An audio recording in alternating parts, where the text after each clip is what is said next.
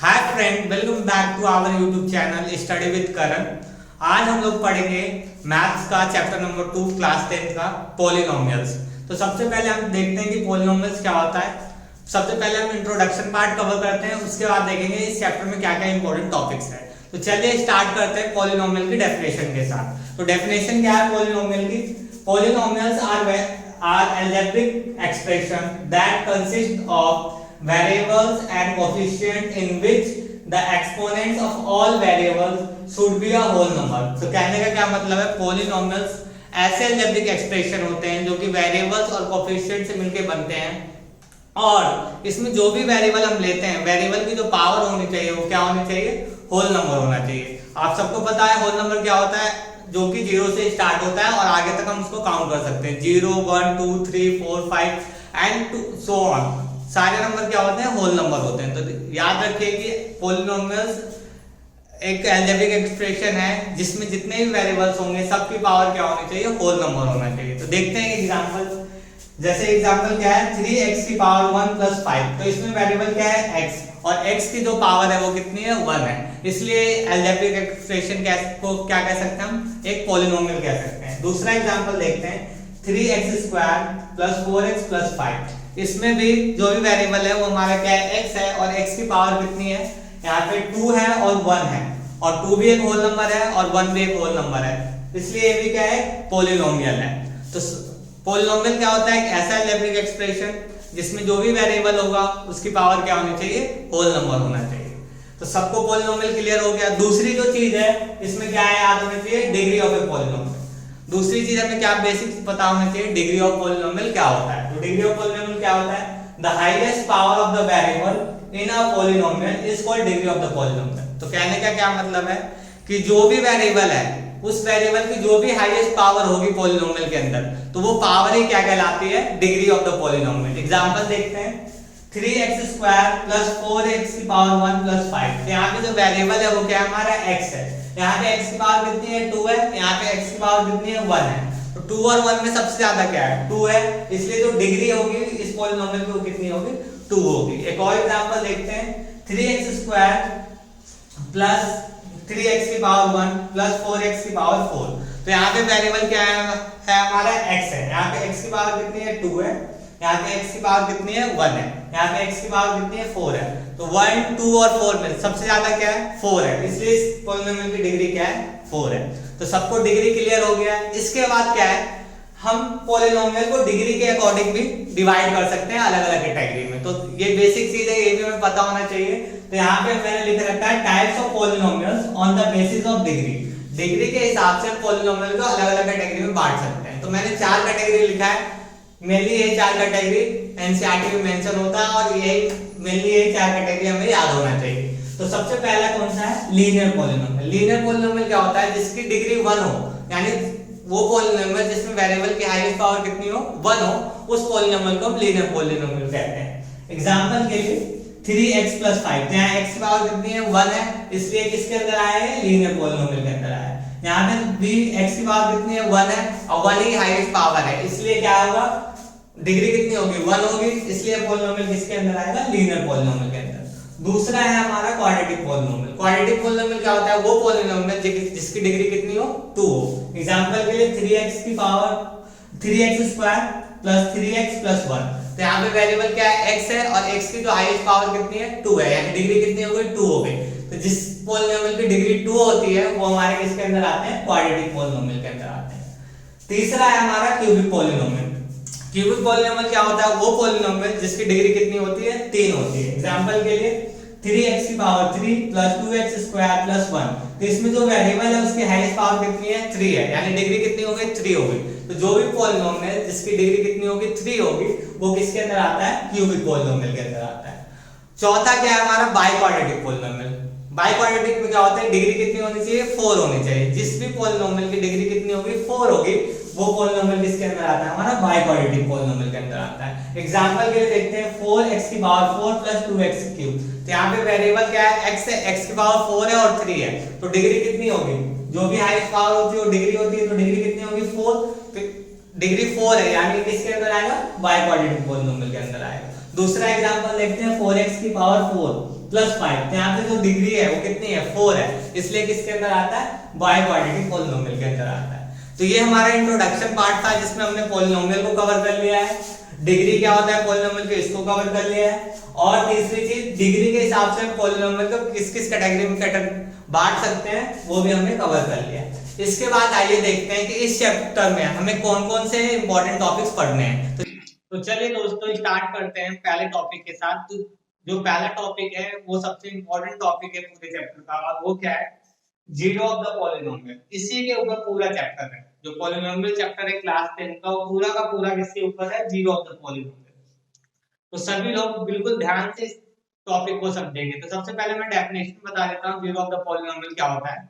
उसके बाद हम सीखेंगे कि अगर कोई भी पॉलिनोमियल अगर हमें गिवन है तो उसका जीरो हम कैसे निकाल सकते हैं। तो क्या होता है zero of the polynomial, it can be defined as the point where the polynomial become zero as whole. कहने का क्या मतलब है कि जीरो में पॉलिनोमियल एक ऐसा पॉइंट होता है जिस पॉइंट पे सारा का सारा पॉलिनोमियल किसके इक्वल हो जाए जीरो के इक्वल हो जाए, तो उस पॉइंट को हम क्या बोलेंगे उस पॉलिनोमियल का जीरो बोलेंगे।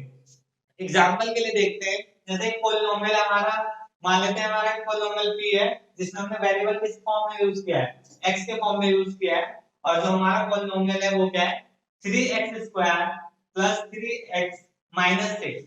ये है एक पॉलिनोमियल है, और इसका अगर हमें जीरो निकालना है तो कैसे निकाल सकते हैं वो आगे देखेंगे, पर मैं एग्जांपल लेके बताता हूं कि जैसे एग्जांपल के लिए ले लेते हैं x की वैल्यू अगर मैं यहां पे कितना ले लेता हूं 1 ले लेता हूं। x की वैल्यू मैंने अपने आप क्या मान लिया 1 मान लीजिए, मान लिया। बस यहाँ पे मैं ये समझाना चाहता हूँ कि जीरो ऑफ पॉलिनोमियल होता क्या है, फिर हम सीखेंगे कि हम जीरो ऑफ पॉलिनोमियल कैसे निकाल सकते हैं। यहाँ पे मैंने x की वैल्यू 1 ले लिया, यानी जहां जहां x है वहां पे हमें क्या वैल्यू पुट करना है 1 पुट करना है।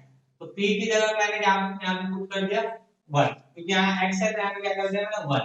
अब यहाँ पे पुट करते हैं 3 इनटू, इन दोनों में क्या हो रहा है मल्टीप्लाई हो रहा है, 3 इनटू x की जगह कितना रखोगे आप 1, और 1 का क्या करेंगे आप x का स्क्वायर है तो 1 का स्क्वायर करेंगे, प्लस 3 इनटू फिर क्या है x है तो x कर देंगे, और -6 का -6 कर देंगे।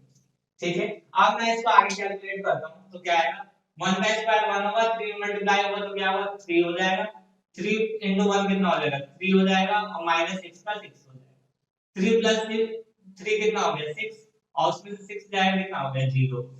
यानी कहने का क्या मतलब है अगर हम x की वैल्यू कितना ले लेते हैं 1 ले लेते हैं तो इस पॉलिनोमियल की वैल्यू कितनी हो जा रही है, सारे पॉलिनोमियल की वैल्यू कितनी हो जा रही है 0 हो जाती है। तो याद रखें जीरो ऑफ द पॉलिनोमियल क्या होता है ऐसा पॉइंट जहां सारा पॉलिनोमियल की वैल्यू कितना हो जाए 0 हो जाए। अगर 0 हो जाता है तो उस पॉइंट को हम क्या बोल सकते हैं उस पॉलिनोमियल का 0 बोल सकते हैं। जैसे एग्जांपल में x की वैल्यू जैसे मैंने 1 लिया तो सारा का सारा पॉलिनोमियल की वैल्यू कितनी होगी 0 हो गई, तो हम कह सकते हैं कि 1 जो है इस पॉलिनोमियल का क्या है 0 है।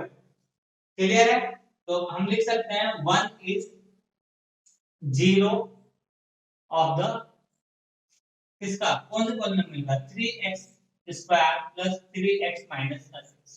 तो सिंपल से याद रखना जीरो ऑफ द पॉलिनोमियल वो वेरिएबल की वैल्यू होती है जिस वैल्यू को पुट करने पे सारा का सारा पॉलिनोमियल कितना हो जाए 0 हो जाए। ऐसे एक और दूसरा एग्जांपल लेते हैं। तो अभी मैंने 0 निकालना सिखाया नहीं है, बस हम जान रहे हैं कि 0 होता क्या है। तो मैं यहाँ पे मुझे पता है कि क्या वैल्यू लेने पे 0 हो जाएगा, तो मैं यहाँ पे x की वैल्यू कितनी ले लेता हूँ 4 ले लेता हूँ। x की वैल्यू जैसे मैं 4 लेता हूँ तो फिर सेम प्रोसीजर फॉलो करना है। यहाँ पे x की जगह आप कितना रख दोगे 4 रख दोगे, फिर यहाँ x की जगह आप कितना रखोगे 4 रखोगे, स्क्वायर स्क्वायर कर दोगे, 2x की जगह 2 रख दोगे, फिर किससे मल्टीप्लाई हो रहा है x की, तो x की वैल्यू कितनी हो जाएगी 4 - 8 का 8। यहाँ पे करोगे 4 का स्क्वायर कितना होता है 16, 2 into 4 कितना होगा 8 माइनस साइन तो माइनस -8 का 8। यहाँ पे करोगे तो ये दोनों माइनस के हैं तो कितना हो जाएगा माइनस का 16, 16 में से 16 जाएगा कितना आ गया 0।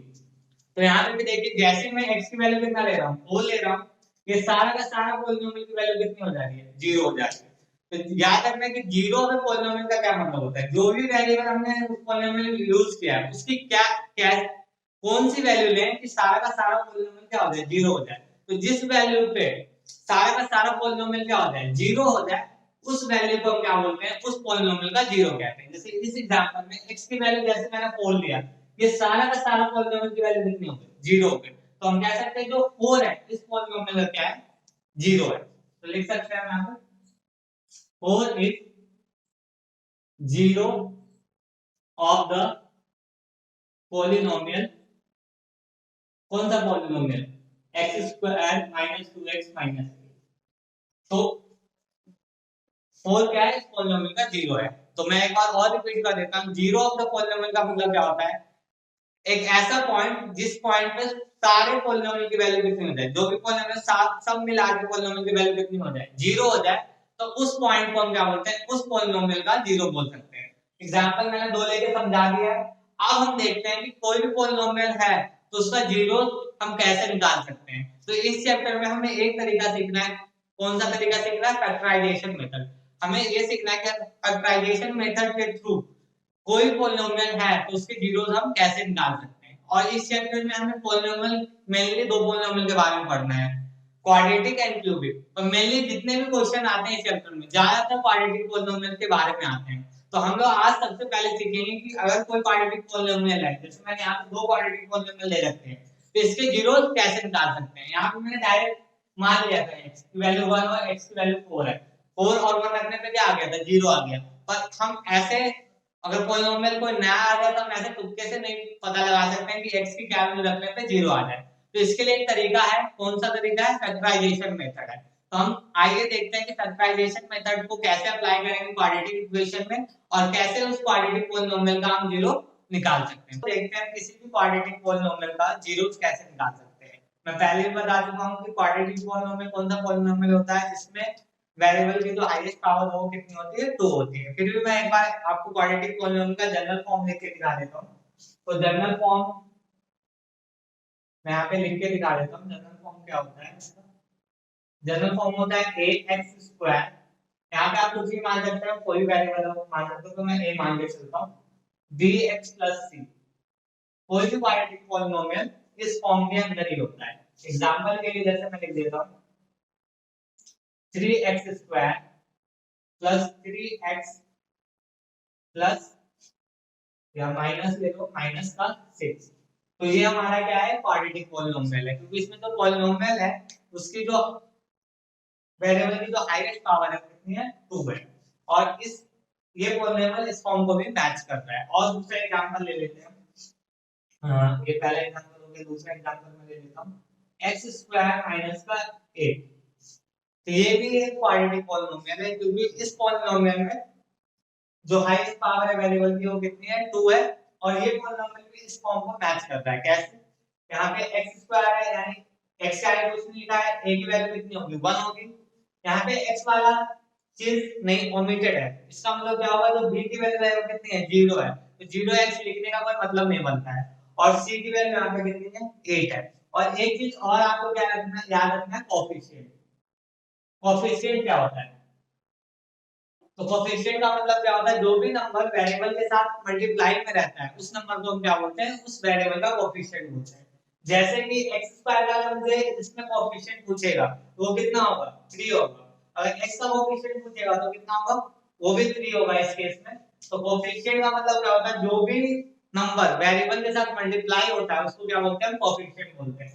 तो इस एग्जांपल 1 में कोफिशिएंट ऑफ अगर मैं लिखूं coefficient of x square in 1, example 1, वो कितना होगा हमारा? 3 होगा। अगर मैं लिखूं coefficient of x in example 1, वो कितना होगा हमारा? 3 होगा। अगर मैं लिखूं कोफिशिएंट ऑफ x स्क्वायर या कोफिशिएंट ऑफ x ले लेते हैं एक बार, coefficient of x in example 2। अगर 2 एग्जांपल नंबर 2 में अगर मुझसे x का कोफिशिएंट पूछेगा तो कितना होगा? तो इस एग्जांपल में x है नहीं, यानी x का कोफिशिएंट कितना होगा? 0 होगा। तो क्लियर हो गया क्वाड्रेटिक पॉलिनोमियल का जनरल फॉर्म क्या होता है। और क्वाड्रेटिक पॉलिनोमियल के अंदर हमें दूसरी चीज याद रखना, कोफिशिएंट। कोफिशिएंट क्या होता है? वो नंबर जो वेरिएबल के साथ क्या होता है? मल्टीप्लाई होता है। क्योंकि जब भी अगर हमें किसी क्वाड्रेटिक पॉलिनोमियल के जीरोस निकालने होते हैं तो हमें कोफिशिएंट का यूज करना होता है, इसलिए मैंने यहाँ आपको कोफिशिएंट भी बता दिया है। अब देखते हैं कि फैक्टराइजेशन मेथड के थ्रू किसी भी क्वाड्रेटिक पॉलिनोमियल का जीरो कैसे निकाल सकते हैं। तो एक छोटा सा एग्जांपल लेके मैं आपको समझाता हूँ कि आप जीरोस कैसे निकाल सकते हैं। किसी भी क्वाड्रेटिक पॉलिनोमियल का जीरो आप कैसे निकाल सकते हैं फैक्टराइजेशन मेथड के थ्रू। तो सबसे पहले मैं यहाँ पे लिख देता हूँ मेथड क्या है, zeros of quadratic polynomial bye कौन सा मेथड, यहाँ मेथड को मैं थोड़ा हाईलाइट कर देता हूँ, कौन सा मेथड है, फैक्टराइजेशन मेथड। ठीक है, फैक्टराइजेशन मेथड। तो देखते हैं यहाँ पे कैसे निकाल सकते हैं। तो मैं एक एग्जांपल ले लेता हूँ, पिछला वाला एग्जांपल ले लेता हूँ, 3x square plus 3x minus 6। मान लेते हैं कि हमारा एक ये पॉलिनोमियल है, क्वाड्रेटिक पॉलिनोमियल है और इसके जीरोस निकालने हैं। जीरोस का मतलब पहले ही बता चुका हूँ, वेरिएबल की वो वैल्यूज जिसको पुट करने पे सारा का सारा पॉलिनोमियल क्या हो जाए, जीरो हो जाए, उस वैल्यू को हम क्या बोलते हैं, उस पॉलिनोमियल्स का जीरोस बोलते हैं। तो हमें इस पॉलिनोमियल का जीरोस निकालना है किस मेथड से, फैक्टराइजेशन मेथड से। तो फैक्टराइजेशन मेथड में सिर्फ दो स्टेप्स होते हैं, दोनों स्टेप्स को अगर आप अच्छे से फॉलो करोगे तो आप आसानी से जीरोस निकाल सकते हो। और जो भी ये स्टेप मैं लिख रहा हूँ, आप या तो इसको आप अपने माइंड में कर सकते हो या फिर शुरू में आप इसको रफ में कैलकुलेट कर सकते हो। इस स्टेप को हमें करके दिखाने की जरूरत नहीं होती। तो यहाँ पे मैं इसका रफ वर्क भी बना लेता हूँ। ठीक है, तो हमारा इक्वेशन क्या है, 3x square plus 3x minus 6 और इसका क्या निकालना है, जीरो निकालना है। तो यहाँ से मैं अपना सॉल्यूशन स्टार्ट करता हूँ। तो यहाँ से मैं सॉल्यूशन लिखना स्टार्ट करता हूँ। तो सबसे पहले जब भी जीरो निकालते हैं, जीरो का मतलब क्या होता है, सारे का सारा पॉलिनोमियल किसके इक्वल हो जाता है, जीरो के इक्वल। तो इसलिए हम सब इसको सबसे पहले किसके इक्वल रख देंगे, जीरो के। क्योंकि जीरो का मतलब क्या होता है कि ऐसा पॉइंट जहां सारा का सारा पॉलिनोमियल क्या हो जाए, जीरो हो जाए। तो हमने सबसे पहले पॉलिनोमियल को किसके इक्वल रख दिया, हमने जीरो के इक्वल रख दिया। अब क्या करना है स्टेप 1 में, स्टेप 1 बहुत सिंपल है। इसमें क्या करना है, मल्टीप्लाई कोएफिशिएंट ऑफ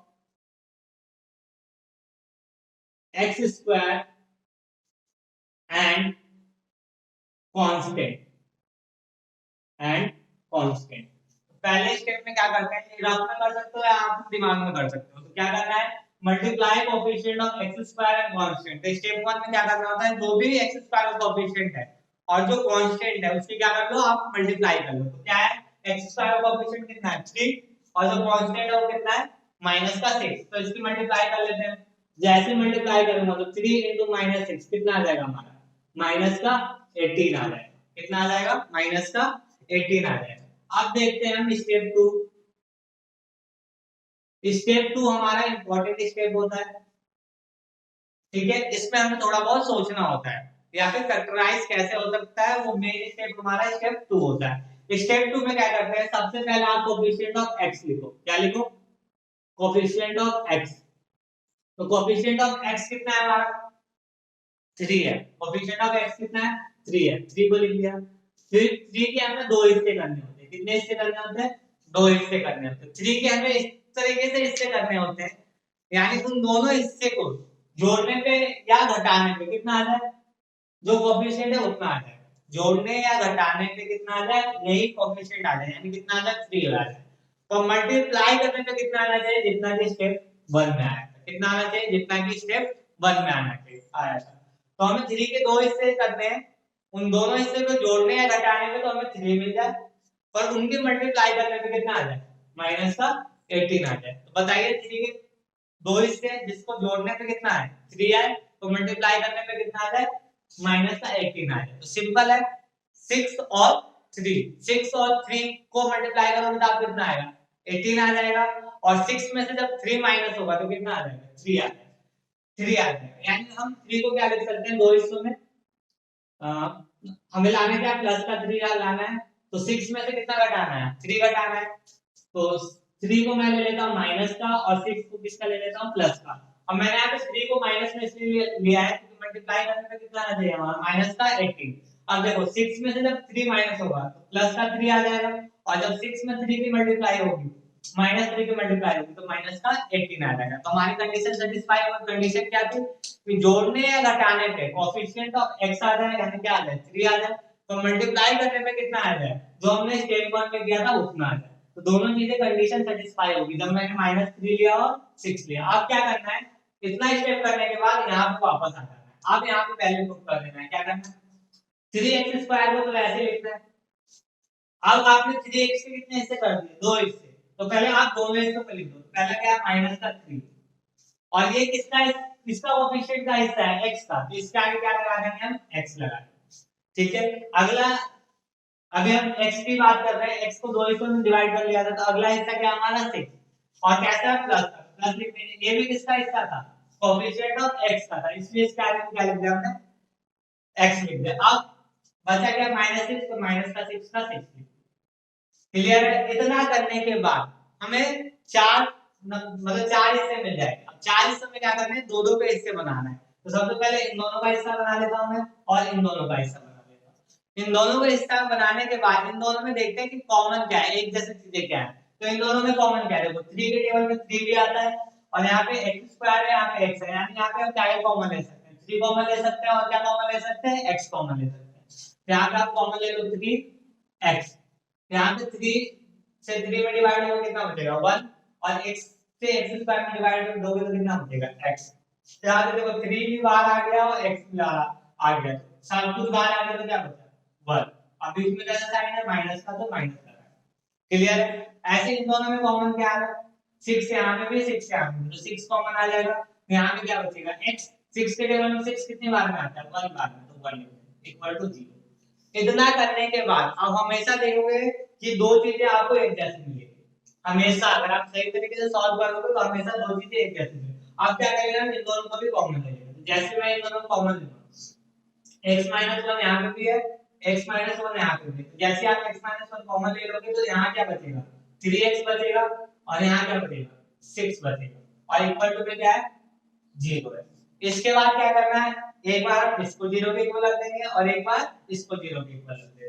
तो जब आप x-1 को 0 के इक्वल रखोगे तो x की वैल्यू कितनी आ जाएगी 1 आ जाएगी, क्योंकि माइनस उधर जाएगा प्लस होगा। और यहाँ एंड कर लो, यहाँ पे एंड में क्या होगा 3x + 6 को अगर आप 0 के इक्वल रखोगे तो 3x बराबर कितना हो जाएगा, प्लस का हो जाएगा तो माइनस का हो जाएगा, मल्टीप्लाई में इधर आएगा तो डिवाइड हो जाएगा। तो जब आप इसको सॉल्व करोगे तो कितना आ जाएगा -2। क्लियर है। तो यानी हमने अब 0 फाइनली निकाल दिया है, यानी x की वैल्यू अगर मैं 1 पुट कर दूं तो सारा का सारा पॉलिनोमियल क्या हो जाएगा, ये 0 के इक्वल हो जाएगा। या फिर x की वैल्यू मैं कितने पुट कर दूं -2 भी पुट कर दूंगा तो सारा का सारा पॉलिनोमियल क्या हो जाएगा 0 हो जाएगा। तो इस तरीके से हम किसी क्वाड्रेटिक पॉलिनोमियल का 0 निकाल सकते हैं। तो 0 निकालने के लिए कितने स्टेप चाहिए, दो स्टेप चाहिए। पहले स्टेप में क्या करते हैं, x² का कोएफिशिएंट और कांस्टेंट टर्म में मल्टीप्लाई कर देते हैं। दूसरे स्टेप में क्या करते हैं, जो भी x का कोएफिशिएंट है उसको इस तरीके से दो हिस्सों में डिवाइड करते हैं कि जोड़ने या घटाने पे तो हमें वही कोएफिशिएंट मिल जाए, तो मल्टीप्लाई करने पे जितना भी पहले स्टेप में आया था उतना मिल जाए। तो आई होप आप सबको ये समझ में आ गया होगा कि किस तरीके से हम किसी क्वाड्रेटिक पॉलिनोमियल का 0 निकाल सकते हैं। चलिए देखते हैं, एक और एग्जांपल ले लेते हैं ताकि आपको और ज्यादा अच्छे से क्लियर हो जाए। उसके बाद मैं एक दो क्वेश्चन आपको घर के लिए दूंगा जिसका आंसर आपको कमेंट बॉक्स में बताना है। तो चलिए देखते हैं दूसरा एग्जांपल क्या है। तो चलिए दोस्तों एक और एग्जांपल देखते हैं हम। तो एग्जांपल नंबर 2 मान लीजिए इसको। एग्जांपल नंबर 2 में मैं क्वेश्चन ले लेता हूं पिछला ही, x² - 2x - 8। अब मान लेते हैं कि ये हमारा क्वाड्रेटिक पॉलिनोमियल है और फिर से हमें इसका 0 निकालना है। तो सेम वही यहाँ पे अपना सॉल्यूशन में स्टार्ट करता हूं। तो सबसे पहले 0 का मतलब क्या होता है, सारा का सारा पॉलिनोमियल किसके इक्वल हो जाता है 0 के इक्वल। तो सबसे पहले मैं इसको किसके इक्वल रख देता हूं 0 के इक्वल। फिर पहला स्टेप क्या कहता है, multiply coefficient of x² and constant term. तो जो भी x² का कोएफिशिएंट है और जो कांस्टेंट टर्म है उसकी मल्टीप्लाई कर दो।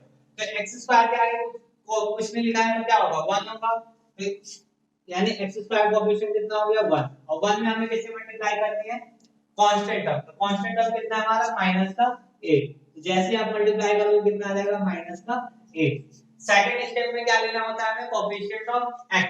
तो कोएफिशिएंट ऑफ x में ले लेता हूं यहां पे कोएफिशिएंट ऑफ x। तो कोएफिशिएंट ऑफ x कितना है हमारा माइनस का 2, माइनस का 2। अब इसके यहाँ पे कितने हिस्से करने हैं, 2 हिस्से इस तरीके से करने हैं कि जोड़ने या घटाने पे उन दोनों हिस्सों को कितना आ जाए, माइनस का 2 आ जाए। तो जब उन दोनों हिस्सों की मल्टीप्लाई करें तो स्टेप 1 में जितना भी आया है यानी कितना आया, माइनस 8 आ जाए। तो सिंपल है, 4 के दो माइनस 2 के दो हिस्से बताइए, 4 और 2, 4 और 2 को जब आप मल्टीप्लाई करोगे तो कितना आएगा, 8 आएगा। और 4 में से जब 2 जाएगा तो कितना आ जाएगा, माइनस का 2 आएगा, 2 आ जाएगा। तो यहाँ पे मैं ले लेता हूँ प्लस का 2 और माइनस का 2, क्योंकि माइनस 4 में से प्लस का 2 जाएगा तो माइनस का 2 आ जाएगा। और 2 और माइनस 4 की मल्टीप्लाई होगा तो क्या हो जाएगा, माइनस का 8 हो जाएगा। फिर हमें वही प्रोसीजर करना है, x स्क्वायर को हम ऐसे लिख देंगे क्योंकि हमने इसमें कोई भी चेंज नहीं किया है। x के कोएफिशिएंट को हमने दो हिस्सों में बांट दिया है, क्या क्या, पहला क्या +2, हम क्या लिख देंगे +2 और इसके आगे x है तो x लिख देंगे। अब क्या है, -4 है और इसका कोएफिशिएंट है x का, तो पहले -4 लिख दो, उसके आगे क्या लिख दो, x लिख दो। उसका कांस्टेंट टर्म वैसे क्या वैसे निकाल लो, इक्वल टू 0। फिर क्या करते हैं, दोनों को हिस्से बना लेते हैं, इन दोनों को हिस्से बना लो और इन दोनों को हिस्से बना लो। इन दोनों में क्या कॉमन आ रहा है, यहाँ पे भी x है यहाँ पे भी x है, तो x कॉमन आ जाएगा। तो x इस x से x स्क्वायर में डिवाइड करो कितना आएगा, x आएगा। यहाँ से x बाहर ही आ गया, क्या बचा प्लस का 2। इन दोनों में क्या कॉमन आ रहा है, -4 और -8, दोनों -4 के टेबल में आते हैं, -4 कॉमन आ जाएगा, -4 कॉमन आ जाएगा तो यहाँ से क्या बचेगा x। -4 में से -8 डिवाइड होगा तो माइनस माइनस क्या हो जाएगा प्लस, और 4 के टेबल में 8 कितने बार में आता है 2 इक्वल टू 0। क्लियर है यहाँ तक। अब देखो फिर एक जैसा हमें मिल गया, तो x प्लस 2 दोबारा से कॉमन आ जाएगा, x प्लस 2 जब आप दोबारा से कॉमन लोगे तो यहाँ पे क्या बचेगा x, और यहाँ पे क्या बचेगा माइनस का 4। क्लियर है यहाँ तक। इसके आगे क्या करना है, एक बार इसको 0 के इक्वल रखना है और एक बार इसको 0 के इक्वल रखना है। तो x plus 2 equal to 0 and x minus 4 equal to 0। तो यहाँ x की वैल्यू कितनी आ जाएगी, प्लस का हो जाएगा तो माइनस का हो जाएगा, ये माइनस का हो जाएगा तो प्लस का 4 हो जाएगा। क्लियर है। तो हमने दोबारा से निकाल लिया है इस पॉलिनोमियल के जो जीरो है वो कितने हैं, -2 है और माइनस का 4 है। हम लिख भी देते हैं -2 and 4 are zeros of the polynomial कौन से पॉलिनोमियल का जीरो है, x स्क्वायर माइनस का 2x माइनस का 8। तो इस तरीके से हम किसी भी पॉलिनोमियल का जीरो निकाल सकते हैं। तो मैं सब होप करता हूं कि आप सभी को समझ में आ गया होगा कि किस तरीके से किसी भी क्वाड्रेटिक पॉलिनोमियल का जीरो निकाल सकते हैं। तो आज के लिए हम इतना ही रखते हैं कि किसी भी क्वाड्रेटिक पॉलिनोमियल का जीरो कैसे निकाल सकते हैं। तो मैं होमवर्क के लिए 2-3 क्वेश्चन दे देता हूं आपको। तो मैं यहाँ पे क्वेश्चन लिख देता हूं जिसको आपको होमवर्क के तौर पे करना है और मुझे कमेंट बॉक्स में उसका आंसर बताना है। तो सिर्फ मैं 2 क्वेश्चन देता हूं। तो जो पहला क्वेश्चन है इसको ए से दिखा देता हूं, ये क्वेश्चन है 6x स्क्वायर माइनस का 3 माइनस का 7। एक क्वेश्चन ये करना है आपको, इस क्वेश्चन को सॉल्व करके आपको आंसर बताना है। एक दूसरा क्वेश्चन और ले लेता हूं मैं, 4x स्क्वायर माइनस का 8। तो दो मैंने यहाँ पे क्वाड्रेटिक पॉलिनोमियल लिख दिया है, इन दोनों क्वाड्रेटिक पॉलिनोमियल का आपको जीरो निकाल के मुझे कमेंट बॉक्स में इसका आंसर बताना है। और अगली वीडियो इससे भी ज्यादा इंपॉर्टेंट होगी क्योंकि उसमें हम पढ़ेंगे relation between zeros and coefficient of a quadratic polynomial. और यही एक ऐसा टॉपिक है जो बोर्ड में आता ही आता है और इस चैप्टर से सबसे ज्यादा जो क्वेश्चन आते हैं वो इसी रिलेशन पे आता है। कौन से रिलेशन पे, relation between zeros and coefficient of a quadratic polynomial. ठीक है दोस्तों, मिलते हैं अगले वीडियो में, तब तक के लिए बाय बाय, टेक केयर।